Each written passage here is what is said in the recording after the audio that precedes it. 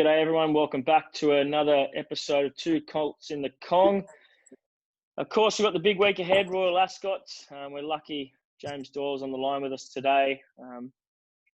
We all know him, how good of a rider he is, and he's going to be in for another big week this week. James, thank you for your time, mate. What's been happening? No, thanks for having me on, guys. No, it was good. Like you say, looking forward to an exciting week, and just grateful really that we could go ahead with it during this current circumstances. But yeah, it's very exciting, and it'll be a different concept this year with no crowds being there. But we've all still got a job to do, and there'll be plenty of good horses on show. So yeah, very exciting. Speaking in of the last few weeks, you're right. You go. Sorry, Adam. The beauty or the beast of Zoom this is. The last few months, I guess, James, did you think that there would be a possibility there would be no Royal Ascot?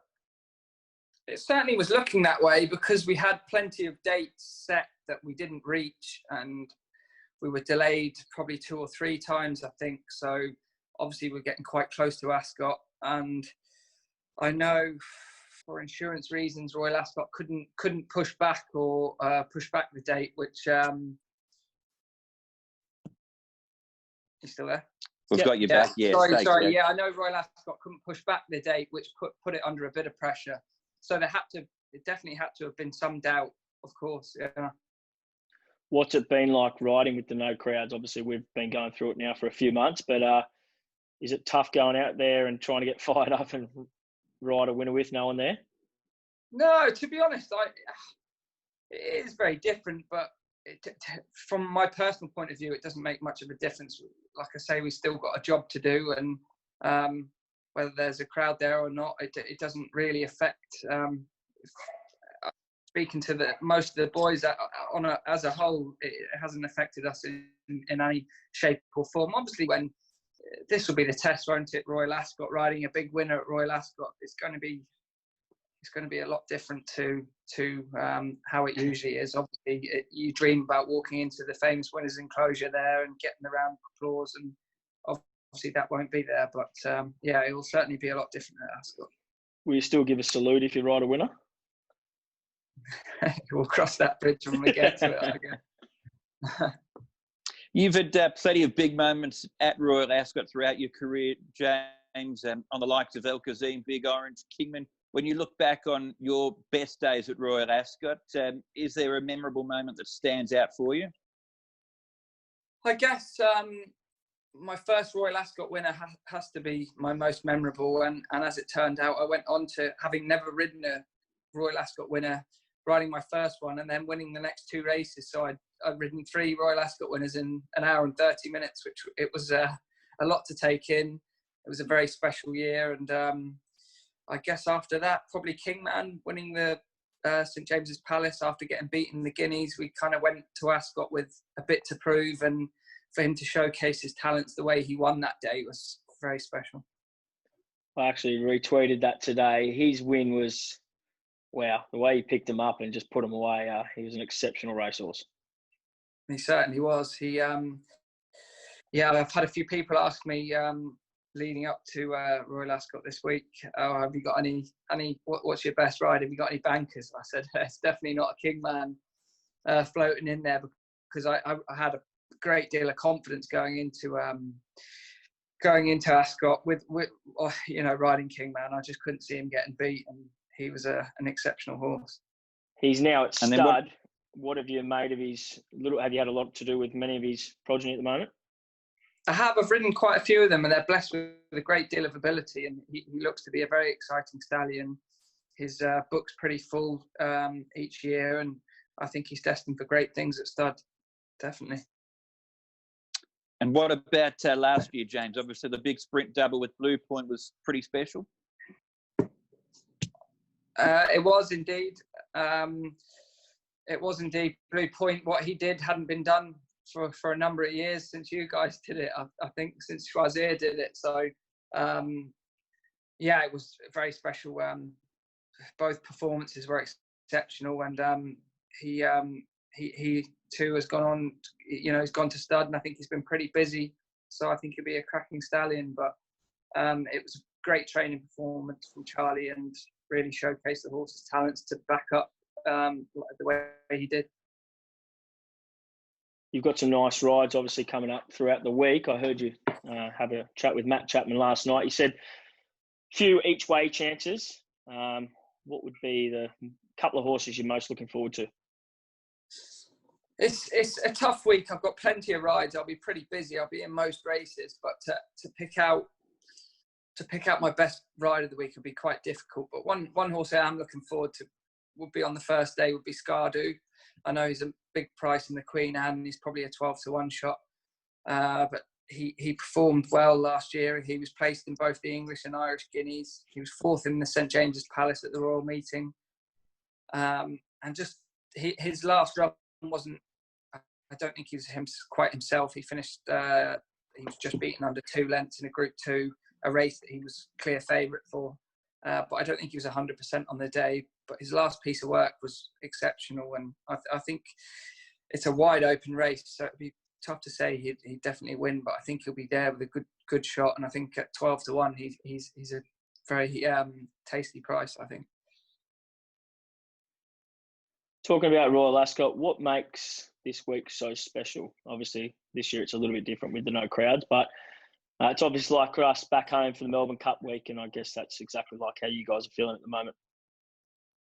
Yeah, of course. No, always you look forward to Royal Ascot. It's for us, it's the kind of Olympics of horse racing. Really, you have it caters for everything throughout the week, doesn't it? You have the 2-year-old races, and you have the staying race, the Gold Cup, right through to the speed horses at a mile, and the even quicker sprinters with the Jubilee and the King's Stand. So it caters for everything, and like you say, it's going to be a lot different to what it usually is. There's no top hats or tails this year, and no big crowds, but the quality of the racing is just outstanding. So it's always a huge week that we all get buzzed up for, and to be honest, it's no different. We're still, looking at, the entries will come out today for Saturday, and you're still scanning through the entries, trying to get on the best rides and pinch a couple of winners. So it's it's a very special meeting.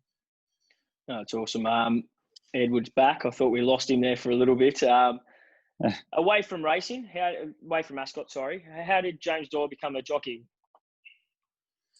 Well, my mother was a racehorse trainer. My dad actually rode as a point-to-point jockey, and he held a training license. Then my parents unfortunately split up, but my mother carried on the training license. So I was just born on a yard and just grew up knowing nothing else really.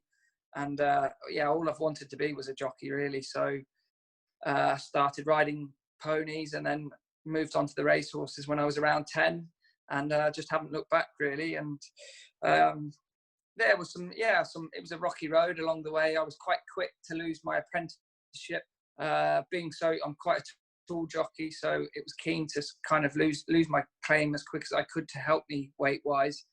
But unfortunately I ended up with no claim and not a lot of experience on these big tracks like Ascot and places like that. So I did really struggle for sort of 3 or 4 years until I joined forces with a trainer called Roger Charlton, who gave me loads of confidence, and we came across horses like Al Kazim and plenty of others.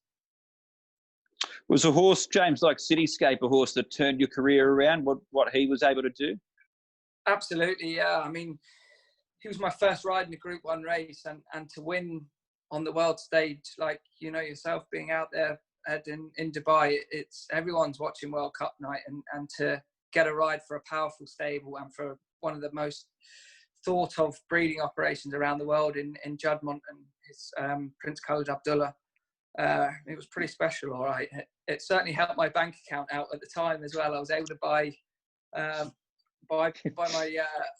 nice place off the back of it. So no, it did wonders for my career and for my bank account.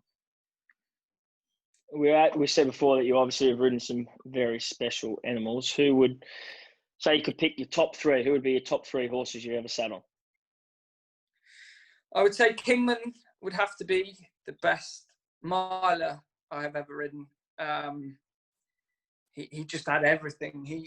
He won races that from in possible positions, and it just shows that how tough our Guineas is here, because he managed to get beaten that somehow. It was a messy race and the field split and whatever, but nothing he did before that race or after it suggested he would get beaten the Guineas, but he did, and he came out the other side of it, won the Irish Guineas, won the St James's Palace. He was just exceptional, won the Sussex. That was quite an interesting race. There was only 4 runners in the Sussex, and we went a ridiculously slow pace, and it was literally a burn-up for just less than 2 furlongs, really. And I think he did it some amazing sectionals in his last couple of furlongs, but he was just sensational. You kind of had so much confidence going out to ride him. You just couldn't see him getting beat, really.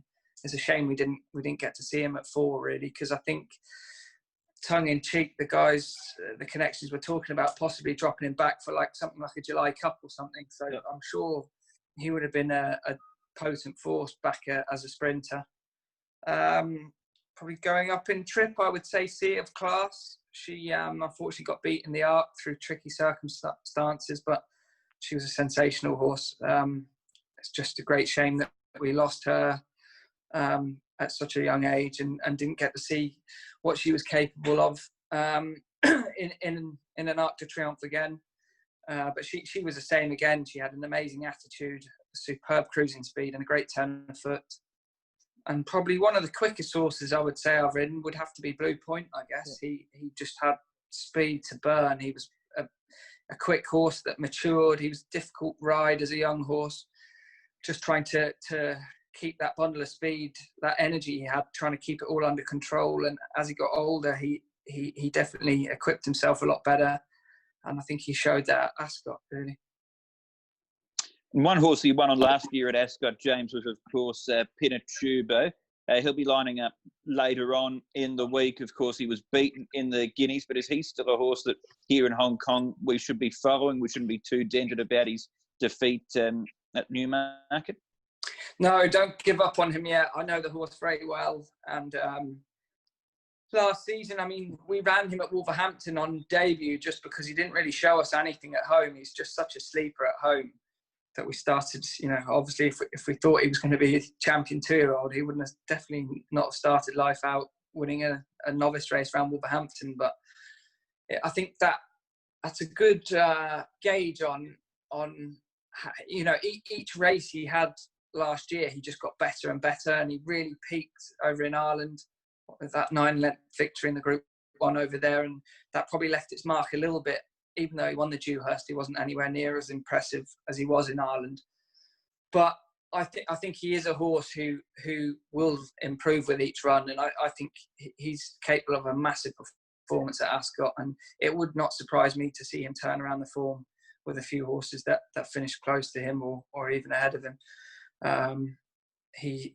I've seen him in the morning since the Guineas, and it really does seem to have perked him up, and he's got a real spring in his step. He looks hard, fit now, and I think that'll stand him in good stead at Ascot.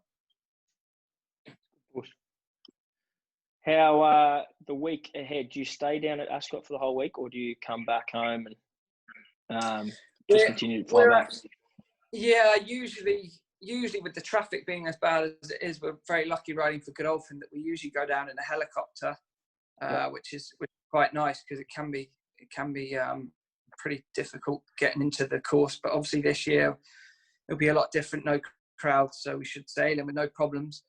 So we'll drive up and down. It's only sort of an hour and 3/4 from Newmarket, so it's not too bad. It's a sort of 1:15 start, and we'll be done at 4:40, so it'll be pretty easy to get down and up. So we'll drive down and back each day. You were saying that you are a tall lad. What is the lightest you can ride? I tend to keep my weight at 9 stone, which would be 57 kilos, and the lightest I've done in the previous few years is probably 55 kilos, which is 8 stone 9. That was to ride Sea of Class in the Arc a couple of years ago. So I don't like to do it too often, but I can dip down to 55 kilos. But day in, day out, I like to be kind of 56, 57. Just a couple of other horses I wanted to ask you about as well, James. Equilateral in the sprint. Was he a bit disappointing in Dubai? His first performance out there was sensational. He travelled so easy. It was in a handicap, and I popped him out, and he just blitzed them all together. And then the horse that we beat that day came out and beat us in the Group 2 his next start, which he had a month break between. He got beat a couple of lengths by Wadi, which, you know, wasn't his best performance by any means, and it was definitely a notch below what he did on his first run. He's a horse that is capable of a huge performance, but you just have to catch him right. I think he's had a good preparation since he's got back from Dubai. The team have been very happy with him. It's just what shape he turns up on the day, really. Batash will be definitely hard to beat. He usually runs his races at Ascot more often than not. With no blue point in there this year, Batash looks to be the standout, and he'll be the one we'll be trying to beat. But yeah, he's a hard horse to work out. I think he's third favourite for the race on the back of him being capable of a big performance rather than, you know, the races he puts together. So he's a horse we just have to kind of wait and see what shape he turns up in, really. And also, James, wanted to ask you, Wooded, what can you tell us about the French horse you're riding later on? Wooded looks to be 6 furlongs will look to be spot on. I know he ran his first 5 races over 7, but they dropped him back to 6 for the Group 3 at Chantilly. He showed an abundance of speed and put them away readily. He won, 3.5 lengths that day. I think the fact he's ran at 7 furlongs, dropped back to 6, I think will hold him in good stead, because as we know, Ascot's a very stiff track. He'll definitely need to have that bit of stamina for the last furlong, and I'm quite excited about him. It's definitely a nice ride to pick up. He's by a stallion who's doing quite well, Wootton Bassett, so he seems to tick quite a few boxes. The ground would be the only question mark. He ran well on good ground. I'm not sure. The forecast for next week is slightly stormy, so we'll have to see but as long as the ground's not too quick, I think he'll be a big player in the Commonwealth. Just quickly, sorry, what about Lord North? Lord North will need to raise his game. Obviously, it's a tough race. You have Japan in there who won the Juddmonte International, ran well in the Arc. You have Barney Roy in there who had a good campaign over in Dubai. It's a tough race. Headman is another horse who's stepping up. He'll need to raise his game a bit, but is capable of it. And Lord North, I think he's about a 10-1 shot. He won the Brigadier Gerard at Haydock last week. He probably hit the front a little bit early. Rab Havlin, who rode him that day, said he didn't want to go that early, but the gaps just presented themselves, and he tried to make it quite easy, and he probably just took his foot off the gas a bit late on. But he'll definitely, on what we've seen, he'll definitely have to raise his game to be winning. Is he a sort of horse, as you were saying, sorry, just to cuddle him, and then try and get him out late to explode? Yeah, he's drawn 7 of 7, so there'll be a bit of pace in the race. So I assume Mr. Gosden will ask me to just take my time with him a bit and try and get him to run well. And look, if they do go overly quick and they get sucked into a speed duel, then it might bring him into play. But he should hit the line quite well. The trip looks to be perfect for him. Okay. And just on that race as well too, James, Barney Roy, you had a lot to do with him as a younger horse. He's returned to racing. Is there a sense after last year, now after Dubai, from what vibe you can get from Godolphin that he's back? Yeah, he put up some really good performances in Dubai, didn't he? And he's been training well since he got back. We were in 2 minds whether to run him in the Miles, the Queen Anne, or the Prince of Wales, obviously the 10 furlong race. His last piece of work just suggested that maybe 10 furlongs would be more to his liking. He ran in the Queen Anne last year and didn't run particularly well. I think he's a horse who does quite like to get on a turning track, and I think that was probably why we swayed in that direction.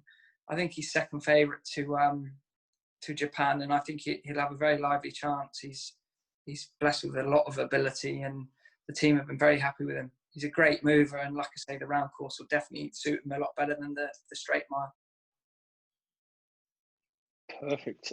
Thank you. We've just got a couple of questions here for you that a couple of people have sent in. They want to know some quick fire questions about James Doyle. Favourite holiday destination? I like to go down to Cannes in the south of France. It's an easy skip for us, and if you get, usually it won't happen this year, but usually after Royal Ascot, it's quite an intense week, and the racing the week that follows is fairly sedate stuff. So we usually like to get away down there for sort of 3 or 4 days just to chill out. And like I say, the travelling, it's not too far to get there, and it's just beautiful, beautiful weather, nice hotels, good food. So for a short hop, I do like it in the south of France. Been a long day in the saddle. You've had to waste hard. What's your go-to meal after the races? I'm a sucker for sashimi. I love sashimi. Unfortunately, in Newmarket, we don't have too many nice Japanese. Well, no Japaneses around Newmarket. So we're lucky to have quite a good fishmongers in Newmarket that get fresh fish, sashimi grade fish, and they get it each day. So I love a bit of fresh sashimi after a long day at the races. I mean, it's difficult when you've been wasting all day. You're more thirsty than hungry, so you think of nothing worse than a big, mountain of food. So just a few bits of sashimi. And, not like Edward and I with the go-to burger. Steak and chips sounds appealing. That was the next question. What's the go-to drink after the races? You can't beat an ice cold beer, can you? If you got the day off the next day and you're relaxing, an ice cold beer, maybe a Corona or a Coors Light or something would be lovely. After you've obviously done the right things and hydrated in the correct way. Of course, you must have your water and Gatorade first. Dogs or cats? Dogs, 100% dogs. Not a cat lover. My sister has about 4 cats, and I get Snapchats of them every day on a daily basis, and I don't think my sister's worked out that I don't actually watch them anymore. Click swipe next. You've already answered your best horses. We'll go to, will we ever see you back riding in Australia for another small stint? I hope so. Of course, I hope so. I love my time there. I love the time I did the 5-month stint there a few years back. Didn't do so great in my last stint, but it was a bit kind of up in the air. Obviously went with the view to ride at the Melbourne Cup, and then obviously Ispalini was pulled out, which meant I didn't actually eventually ride on Melbourne Cup day.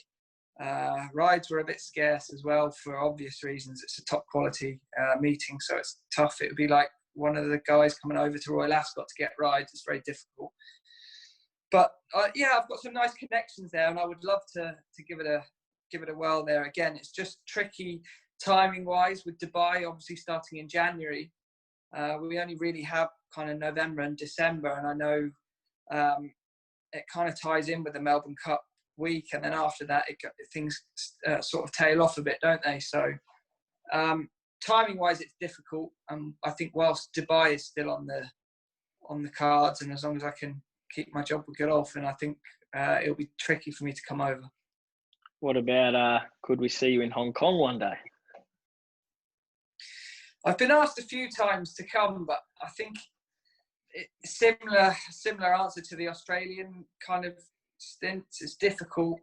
I've been asked a couple of times to stay, maybe after the international meeting, but it's just timing wise, it just doesn't work all that well for us. And my weight the way it is and things, I like to have a bit of a breather in after the international meeting in Hong Kong before we get into Dubai. So look, it would be great to do a stint there one day. However, I think my weight restrictions would make it difficult for me there. I know the likes of Huey Bowman and stuff have done very well there, just riding at sort of 56 kilos. And who knows, one day. I'm fascinated by the racing there. I've enjoyed watching Zach and Joe, watching them, the tactical master classes at it, going, head to head. It's fascinating. And I saw Karish Teaton ride a 4-timer there yesterday. He's shaking it up a bit as well. So there's some amazing jockeys over there.